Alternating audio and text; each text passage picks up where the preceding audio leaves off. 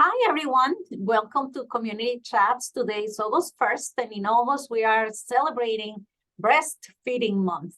And I know that a lot of you, especially women, and nowadays, many different families might have a lot of questions about breastfeeding and, if it's the best for your kids, if it really hurts, what's going on, what's the buzz with breastfeeding. So today with us, we have Patricia Guzman. Is it Soriano Guzman or just Patricia Soriano Guzman? Patricia Soriano Guzman, who is one of our breastfeeding lactation counselors here in Montefiore, Nyack, and she has a lot of experience, let me tell you. So she has experience in maternal child health, perinatal health, and she's dedicated to holistic family-centered care, for birthing, bonding, well-being, and she's a consultant, a facilitator. The least that she does is to spend time here with us and our families in Montefiore, Nyack, because she does a lot out there in the community too, and she's well known, not just by Nyack's patients, but everyone in the community. So thank you, Patricia, for coming and for being with us today. It's very nice having you. And as I was saying before we started, it's just nice to do things together. Thank you for being here. You're very welcome, and thank you for having me, Sandra. It's a joy always to join you for the community chats. And today is a very special day. It is the kickoff for World Breastfeeding Week, U.S. National Breastfeeding Celebration months, now going through September 9th, a lot happening there. And also newly designated IBCLC Appreciation Day. So as an IBCLC International Board Certified Lactation Consultant, I am obliged to share the news, raise awareness, advocate, and celebrate for all things lactation. I'm very happy to be here. Yeah, and maybe you want to stay till the end if you're attending, because I know we're going to have like a nice event this month regarding all these celebrations, but let's leave that till the end, Patricia. That way we keep the suspense going, and we'll see what people have to say about that, and hopefully they join us at that event too.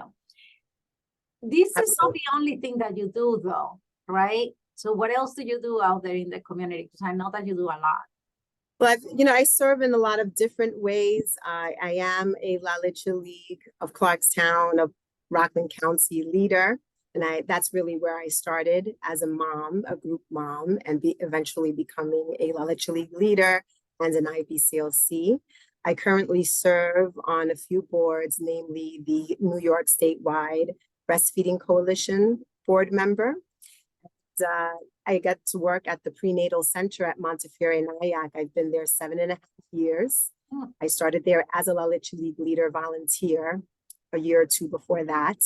So it's just been a nice, well-rounded sort of experience living in this community. I'm originally from the Bronx, born and raised Dominican American, first generation, and born and raised in the Bronx. Yet I moved here as a newlywed, and this is where I've had my children and where I was well supported as a mother, and really just desiring to serve it forward. So thank you for that. And you just touched on a very important point that I guess we're going to be talking about a little later in our conversation, which is support, right? Like that family support that needs so much. But before we get into that, Patty, according to you and your experience, where does breastfeeding truly begin? Is it at the birth of the baby or different time? Breastfeeding, right? Because the terms we use do matter and they carry a lot of meaning. Breastfeeding optimally begins at birth as part of the birthing process, right?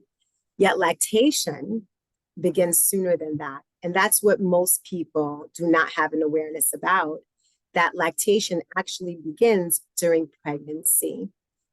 By about 16 weeks of pregnancy, gestation, the body does start producing colostrum. And our colostrum is our first milk for our babies, human milk for human babies. And colostrum is so vital to the baby's health and well-being for life. So that is already being prepared for the birth at early in pregnancy, very early. Most women, especially first-time mothers, most people will not perceive the colostrum, and that's totally normal. Yet we know, absent of any rare sort of circumstance, that it is there, it is happening. As sure as the body is creating this infant, this baby, your body is also creating the milk to nurture your baby. Mm-hmm. Isn't colostrum called the first vaccine? Why is that? Yes, it's called liquid gold, first vaccine for your baby, because it is highly concentrated with the mother's antibodies, the parent's antibodies, right? And excuse genderized language. I'm used to serving. I sort of speak to the audience that I'm used to serving, yet we include everyone. So everyone who is a birthing person, a pregnant person, is creating this colostrum for their baby. Colostrum is highly concentrated in antibodies. It doesn't seem like milk, which is why, like, what we perceive or know as milk. So most people say, I have no milk. I have this stuff that comes out, but it's not milk. It is. It just presents differently. A little clear, yellowish, sometimes clear, sometimes cloudy, little sticky and small quantities, enough for the baby's belly, stomach capacity. And the job of the colostrum, the work that it does, is to seal the digestive tract.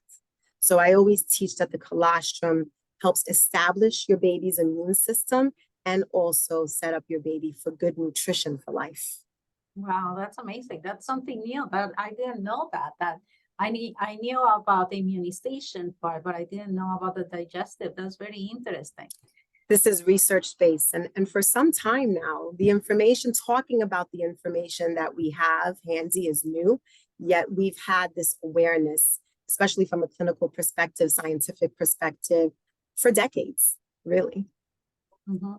And I know that some people, they see the colostrum and they feel like, oh, my milk, I don't have good milk, or my milk is bad. So what do we tell people when they say that? Because you said it doesn't just look like milk. We're used to looking at like cow's milk, or I guess, that liquid that is white, Right. and a certain consistency, and then you make something that is completely different, and people think, oh, my milk is not good, my milk is bad. Well, when people have that perception, that misconception, really, it's just a matter of very sensitively providing the information, providing the education. Prenatal education and preparation is key. Actually, just doing things like this, community chats, learning as a family, as a community, sharing with friends. We don't do enough of that as a society. And then as a lactation consultant and even lactation counselors, or whoever's in that support capacity, nurses, doctors, physicians, everyone can be sharing and gently educating as they go along and provide care, right? So what I just explained, let them know that the process begins in pregnancy, that is valuable. It is liquid gold, ideal for the first hour after birth, which is the golden hour. Everything is golden. And oftentimes I just take that little tagline and I kind of borrowed it or stole it from the milk industry. And I asked parents, do you have milk? Do you think you have milk? And some of them say no. And I said, yes, you do. You have milk, and it's colostrum. And we start the conversation there. Mm-hmm. And explain also about breast milk production, and that it is a process that occurs over the first 2 to 3 weeks in terms of establishing breastfeeding, establishing breast milk.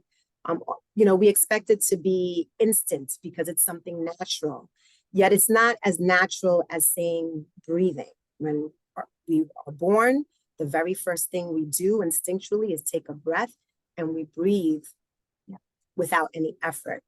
Breastfeeding and establishing your breast milk really is more about like learning to move, learning to speak. It takes time, you take little steps. First, a baby has to learn how to get on all fours, and then they sort of explore crawling and moving before they can actually walk and run. So also those kind of simple real life analogies help. with people to give them an understanding. Yet the process of producing breast milk really does take 3 weeks. We start with the colostrum, approximately 3 days, 4 or 5 days.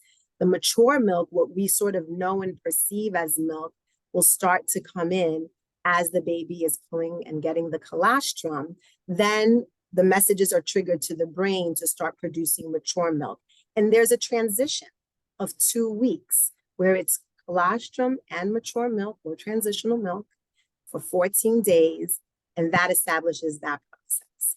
The 3rd week, when our babies, all human babies, experience a growth spurt, their very first growth spurt where they're growing very quickly, needing more calories, they get more hungry. That is the natural physiological way to boost breast milk. The more we feed our babies, the more we drain our breasts and chest, the more milk our body is going to produce. And so having that closeness, feeding on demand, doing a lot of skin to skin, offering the breast primarily or mostly and exclusively, and especially those first 3 weeks, is what most impacts breast milk production and also breast milk duration. And this is researched based at this point. Mm-hmm. And Patty, how does milk change as your baby grows in order to meet their nutrient needs, the baby's nutrient? The breast milk is living. It is constantly changing, not only from birth, but throughout the day. Again, research, scientific base. Your milk is changing through the feeding, each and every feeding. When a baby comes to the breast or chest to feed, the first milk, the foremilk, is watery, more watery, higher in vitamins, more for that thirst. And then as the baby is draining that side, they get to the hind's milk, which is creamier, fattier, higher in proteins for muscle building. So with each feeding, during the feeding, the milk is changing. And then research shows that depending on the time of day, the nutrient and the composition of milk is also adjusting. For example, in the evening, there'll be more serotonin or to boost the serotonin in the baby so that the baby is just more peaceful and will go back to sleep. So the evening milk is a little different than the day milk. And as your baby grows, your milk is always adjusting. It's always as high in antibodies, antivirals, antiparasites, anti-allergens, and also containing the mother's antibodies and hormones for good nutrition and good health for life the entire time that the baby is receiving human breast milk. Now, you just said something very interesting, like the vitamins are first, and then later in the feeding is when you get like the protein and the fat. So what? More or less. Yeah, that changed. Now, what happens with babies, that some moms are like, oh no, my baby just takes sucks 3 times and doesn't want anymore. So does that mean that they never get to that protein and that fat in the milk, or the last nutrition that is in the milk?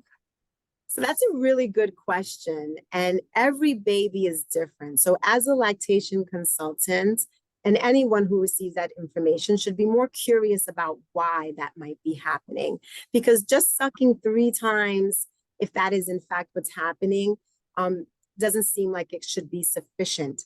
And so what may happen if we have like a snacker or a grazer baby who likes to just be on the breast a little bit, we can have some concerns about weight gain and the milk balance. And those babies will want to breastfeed more frequently, usually, which is exhausting for the mother. Babies already naturally want and need to be feeding frequently, up to 12 times a day or more. What we teach is 8 to 12 times a day, but typically 10 to 12 times a day or a little more. And there's cluster feeding that happens too, right? So what we teach, the general teaching, is to breastfeed on one side completely. Newborns will tend to be more sleepy or fall asleep because they're comforted. Yet we do teach gentle waking techniques, rousing techniques, and teaching the parent to engage the baby and make sure that they're getting a nice full feed at least on one side. So we breastfeed on demand, without restriction to length of time or frequency. Gone are the days of saying 5 minutes, 10 minutes, 15 minutes, because we find that that leads to issues like weight gain and imbalance in the milk, which affects the stools. So we offer both sides always. Some women with ample breast milk supply or copious milk supply may very well satisfy their baby on one side. Sometimes the mother will have a forceful letdown or fast flow, where the baby is getting a lot of milk in a feeding and can feed. A baby who latches well and knows how to breastfeed well will be satisfied sooner.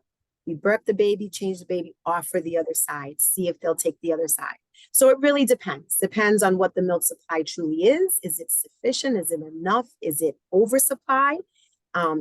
How agile the baby is at the breast and able. Some are just born knowing what to do and do it, and others need time to adjust and figure it out.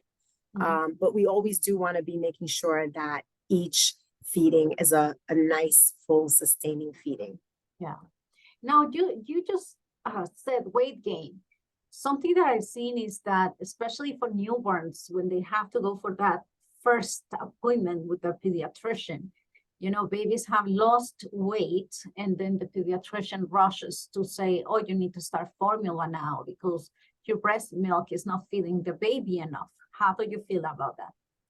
That is what used to be said and taught in some clinical and medical environments, yet we know that that is also a misconception and really is just not true. So that is part of the reason it is so important for all professionals, healthcare professionals who are supporting families, to be well-versed and up-to-date, evidence-based on breastfeeding, breast milk, infant care, development, what is normal. So the most recent teaching is we expect all babies, especially if they get a birth weight right after birth, to go ahead and have like a 5 to 7% reduction. It used to be 10%, but now we're looking to be more precautious. All babies will go a little bit down, a few ounces, 5 to 7%. If it is closer to 10%, then we start paying attention and making sure that the breastfeeding and the breast milk is being well established and going well. And if there is a 12 to 15% loss, then that's a concern. And we go into observation and clinical interventions. Here today, what we're talking about and what we've discussed at this point is more normal course of breastfeeding, what to expect, what is very typical. What is very typical is that all babies, when they are born with reserves. They have meconium in their intestines. They have been floating in amniotic fluid and receiving nutrients through the placenta. They're born with reserves. And after a few hours and a few days, they will lose some of that extra fluid and liquid. The discharge weight oftentimes is the more accurate weight.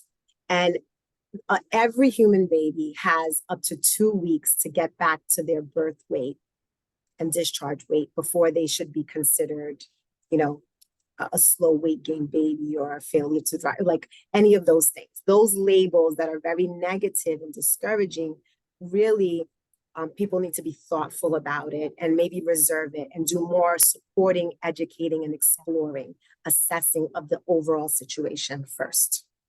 Yeah, I love the word reserves on babies, because something that I remember when I was doing lactation counseling, I used to tell the moms, how do you think that babies survive when they are abandoned? You know, those babies that you just find abandoned on the street. I know it's a sad topic, but it's the truth. It's like a miracle, right? Like you find like a 3 or 4, they all newborn on the street, abandoned by their mother, and they're surviving. And, you know, it's like, I'm like, that's all those reserves that the baby has. You know, it's like they have reserves. Yes. You know, and that's a really good point. Actually, that's the first time that anyone who has brought that up to me, and absolutely an excellent point. And one big misconception is that babies are born hungry and that they're crying because they're hungry. They're not crying because they're hungry. They're crying because they have been in the womb for about 40 weeks, more or less, comforted, held, perfect conditions, carried all the time, what they need and what they want 24/7. I teach this to mothers. Humanize the baby. Okay, they're not little robots or machines. They're people too. And when they come out to this big world that's all bright and shiny and loud, and they're oftentimes swaddled and left in a bassinet or crib, and everybody wants the baby to just like sleep a lot and only feed every 3 hours. That's just unrealistic. Yeah. It's unrealistic and it's insensitive. We need to be sensitive to our babies and understand that they are part of us, right?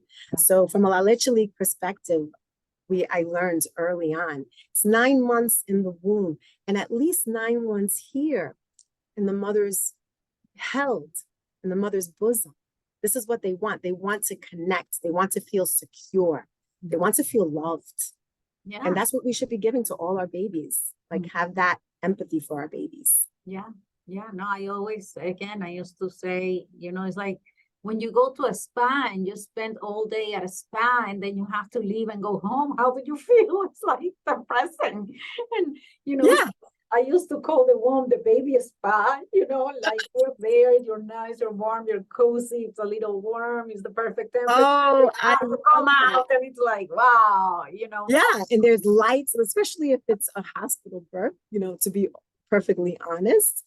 It's not necessarily always it's a secure environment, but not necessarily the most warm environment. So babies that are home birthed, babies that are born in birthing centers, babies that have water births have much gentler transitions into the world. And then it's about having attention. And yes, mom needs a break too. Parents need to be able to balance and learn and juggle. So then that's when we move to the mentality of holding the family, right? Nurturing the family, and that it takes community, it takes a village, so that parents can also ease into the transition of parenting and taking care of this little human being. Now, Patty, what is breast crawl? Yes, I like that. Love the breast crawl. Anyone who Googles that should come across nice videos where we have physiological, natural birth. Baby is brought to breast, right? So if everything is going well, healthy mom, healthy baby, natural process, we don't need to start cleaning and weighing the baby. We need the baby to come right to the mother's breast, chest, bosom, and just be there for the golden hour, skin to skin, establishing the bond. And there's so much that is happening in that time between parent and baby. It is beneficial for the baby to have their vernix, to still have amniotic fluids on them, for the parent, for the mother to smell and perceive this, because this is what starts triggering the shift in the hormones as well. This is stimulation, right? Then the baby left alone to bond with their mother, their parent, they will naturally and instinctually creep up or crawl and find the breast and latch to the breast. It is a beautiful thing when it can happen that way, uninterrupted, unimpeded. We don't need to do a lot of things. We need to facilitate that kind of environment. Yeah, I'd really like to encourage all of our attendees and people who are watching the recording later, exactly what you said. If you Google breast crawl, you see these amazing videos. It's like a newborn, it's so tiny and still knows exactly how to get to the breast and start sucking without you doing absolutely any. It's beautiful to watch. It's amazing. Beautiful. It's amazing. And like this conversation, I know earlier you asked me about the other things I do, and today we're talking about breastfeeding and lactation, yet I'm also a certified childbirth educator. I am perinatal mental health certified and perinatal relationships and mental health certified. And when you go deeper into the birthing process, when it is natural, sometimes we need augmentations, interventions. There are the circumstances where it might come into play. But again, healthy mom, healthy baby, low risk, normal pregnancy, we really should be supporting for that natural, non-medicated birth.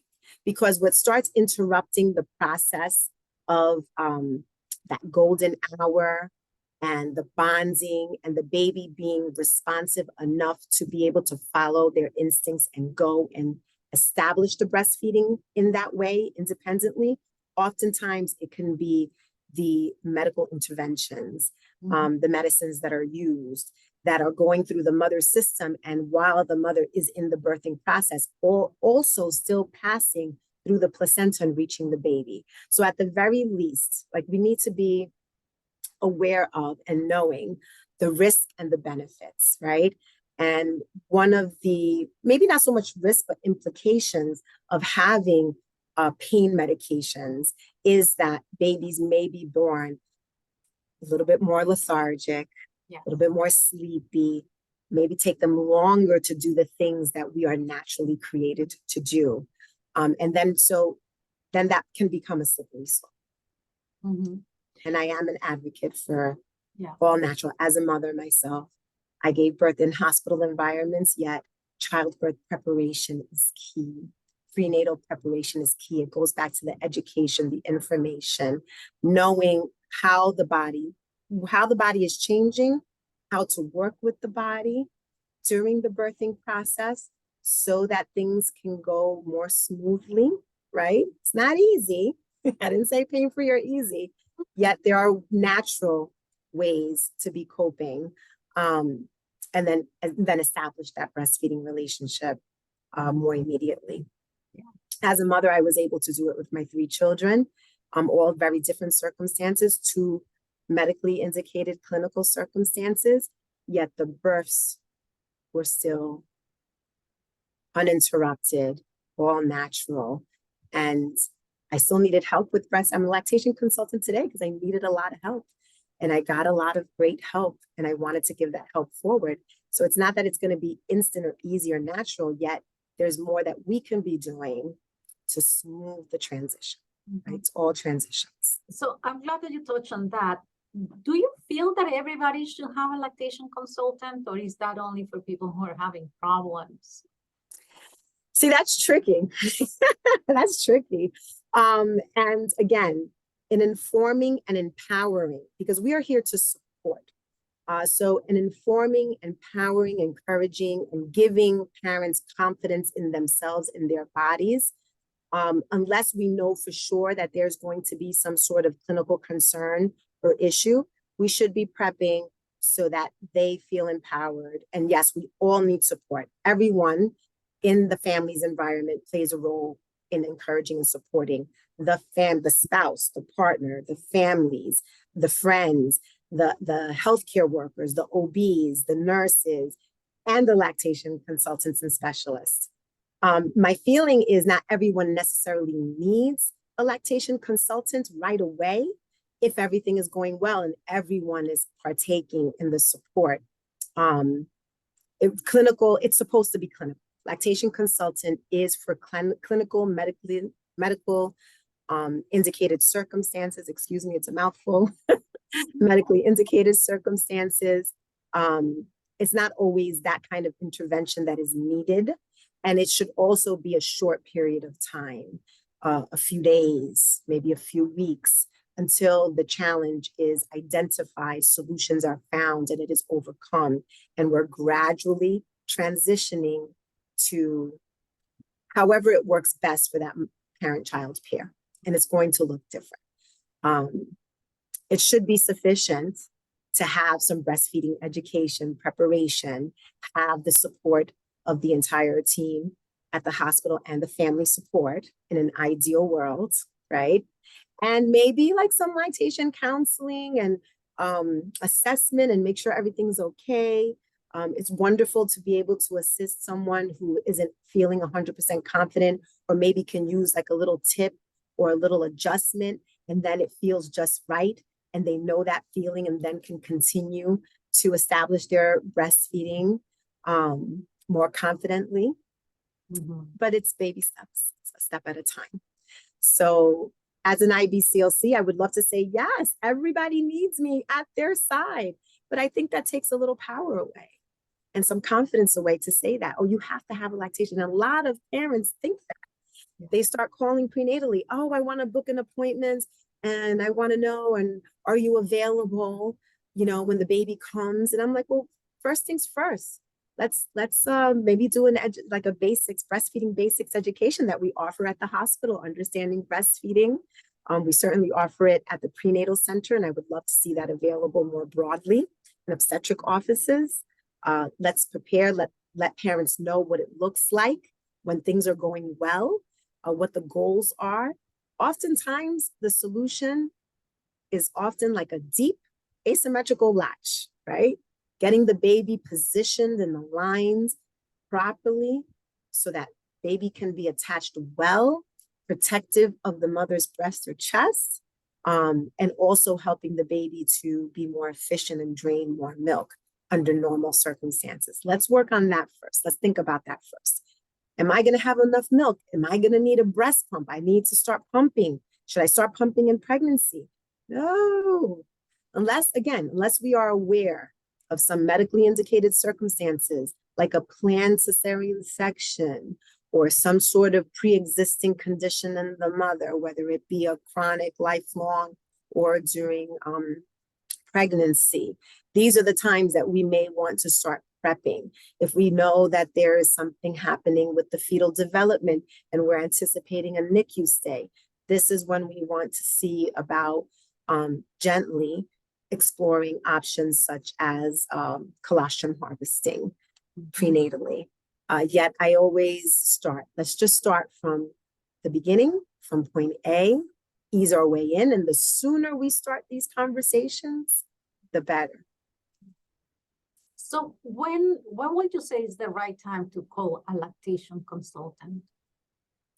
If we're anticipating issues, the sooner the better. Start exploring pediatricians and lactation consultants prenatally. It's always good to have, and at the Montefiore Nyack Maternity Center, we do give a lactation support list that has the contact information for the hospital lactation consultants. I have 3 colleagues at Maternity Center, and I'm at the Prenatal Center for prenatal center patients. And we also give a list of independent lactation consultants that do home visits or we have one local office that does lactation assessment and lactation support. So having the information in the list handy, knowing that the help is there, and if an issue were to come up or occur, or we just want to have more reassurance, reaching out at that point. Yeah. What characteristics do you think families should look for in a lactation consultant? What characteristics? Yeah. It's important to have a connection with this person that is going to be up close in a very intimate and tender time, up close and personal. Of course, we want people who are well-trained, experienced, certified. It's also important to have that interpersonal connection with that person. It should feel good to have that person in your space, and you should have a good understanding of what their practice and their approach is to make sure that it's a good pairing, right? Mm-hmm. And so it's nice that in that way, it is nice to explore a little sooner, especially if it's a concern. Yeah. Right. So in real life, because like when we talk about breastfeeding, it's easy to. These are ideals. Yes, we're talking normal, ideal, when everything is going well.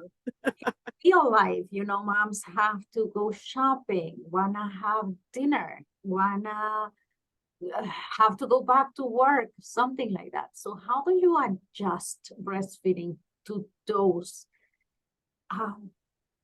expected situations, really? Yes. Unexpected. Yeah, and that's what I call needs and desires.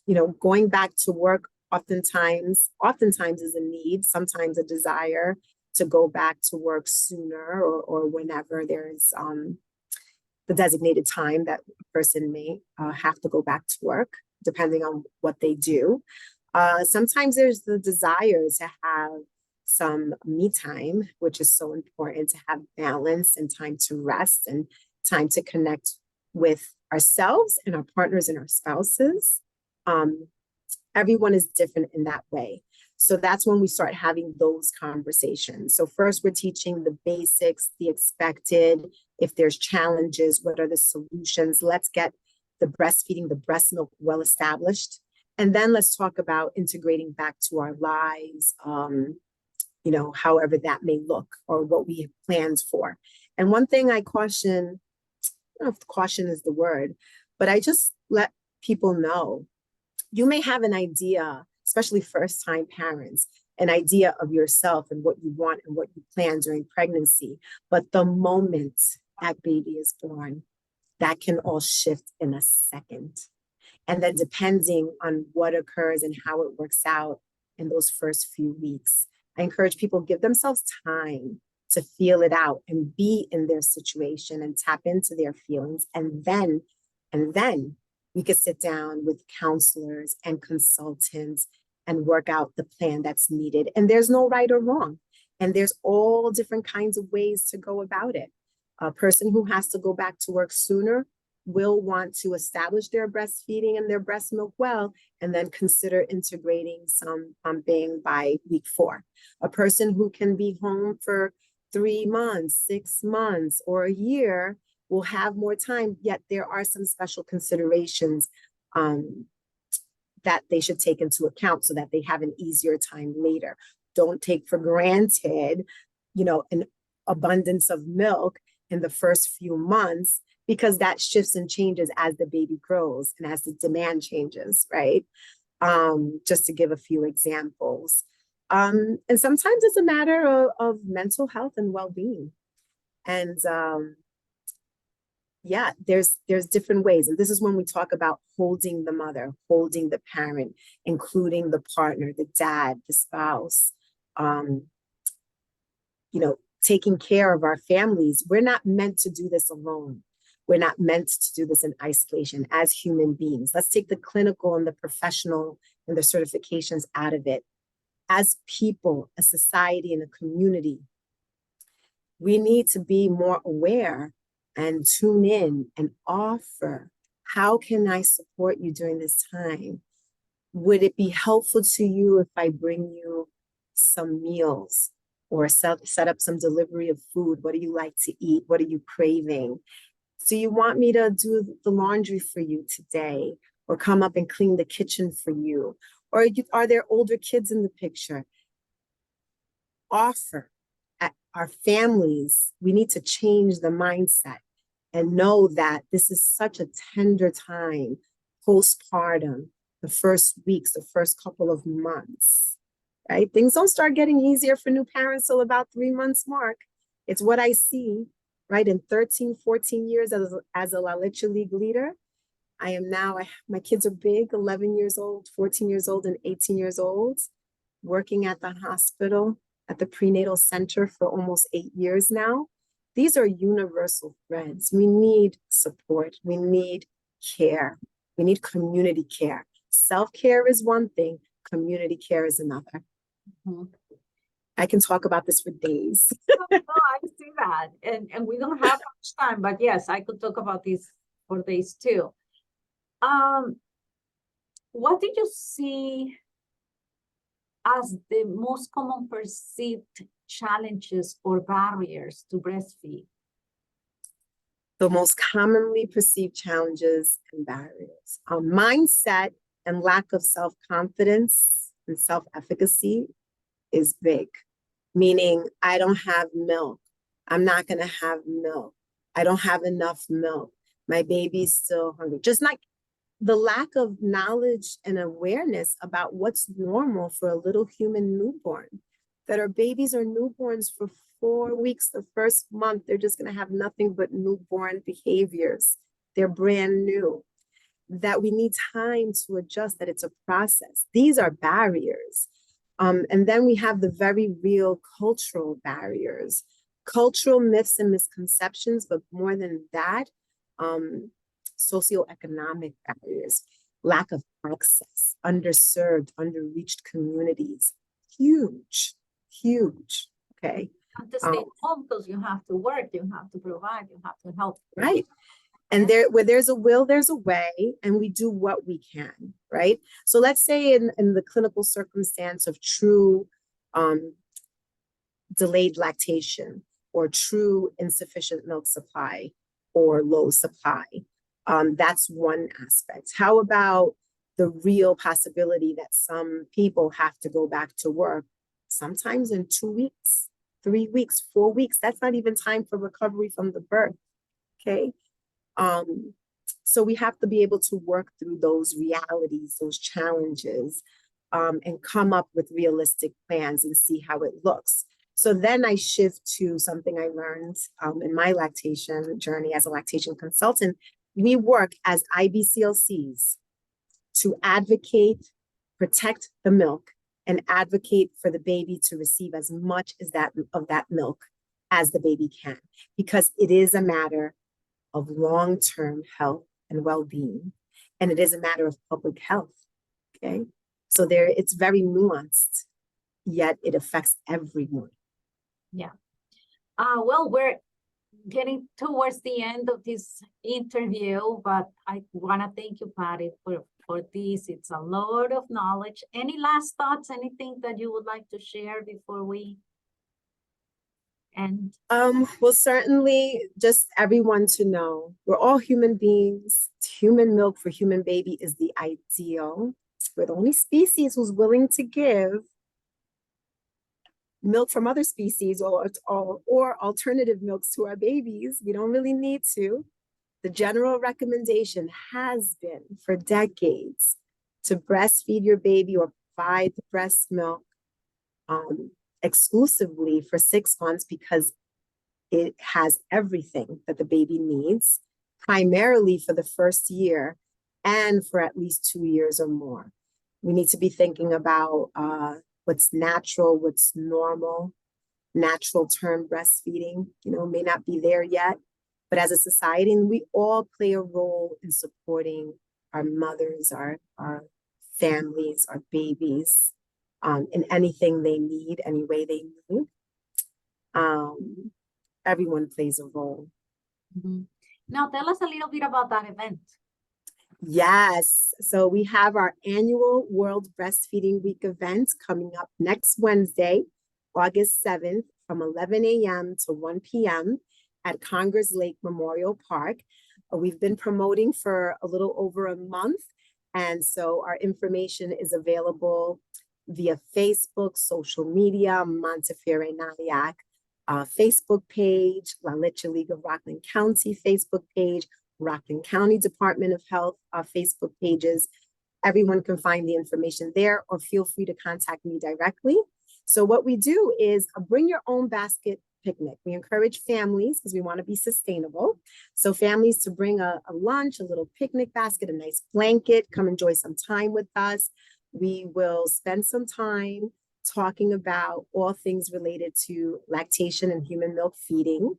We have 5 co-hosts for this wonderful event. It is all free to the community. So Montefiore Nyack Hospital, Rockland County Department of Health, La Leche League of Rockland County, a New York Milk Bank for donor human milk, and the Lower Hudson Valley Perinatal Network, in addition to other independent supporters and providers. We come together, we put together a wonderful event with different activities, family-centered activities, fun things to do.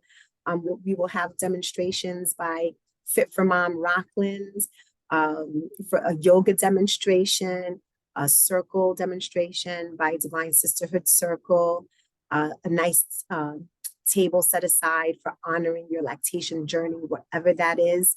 And we are celebrating all forms of human milk feeding. Sometimes it's breastfeeding, sometimes it's pumping and feeding, other times it's donor milk or milk sharing in some way. All of it is honored and celebrated in this event. And we will have wonderful giveaways by community partners. We are announcing that later today. So feel free to join us, register via La Leche League of Rockland County Facebook page, Live, Love, Latch, BYO Basket Picnic. And you can email me at patguzman@montefiorenaiac.org if you'd like to receive the flyer directly. Well, thank you so much, Patty. This has been very informative. And as a matter of fact, we're getting some messages here that say the same. They agree with me. That's a good thing. So you are all invited, all of our attendees. And if you're watching this recording, you're all invited to this great event. It's going to be lots of fun, lots of information as well. And, just take into consideration and keep in mind that this is breastfeeding month. And sometimes I feel like we're not doing it enough or correctly, but it is possible and it's a magical thing. So Yes. please do. And I'll see you next week. Next week, we're going to be talking about, oh no, actually next week, we don't have one. We're going to have one on Wednesday evening, August 7th. We're going to continue talking about immunizations. And this time we're going to be talking with the Rockland Department of Health to see how they are managing immunizations and what are they doing in the community to help the situation. And then on August 15, I'm reading here, we're going to have red flags of bipolar disorders. So as I say, it's also Mental Health Month. And we're going to be talking about bipolar disorders, how to recognize it. If you have a family member that you feel is a little, maybe this is for you because you're going to learn to recognize who really needs help. So another interesting one. Thank you so much, Patricia, for being here. It's amazing. You're amazing. And to all of our attendees, I really hope this was useful information. So feel free to share it. And, with other moms, other people who have adopted babies, even, anyone who would like to learn more about this information, feel free to share. And I will see you soon. Thank you so much, all of you, for being here. Thank you. Thank you for having me. Bye, everyone.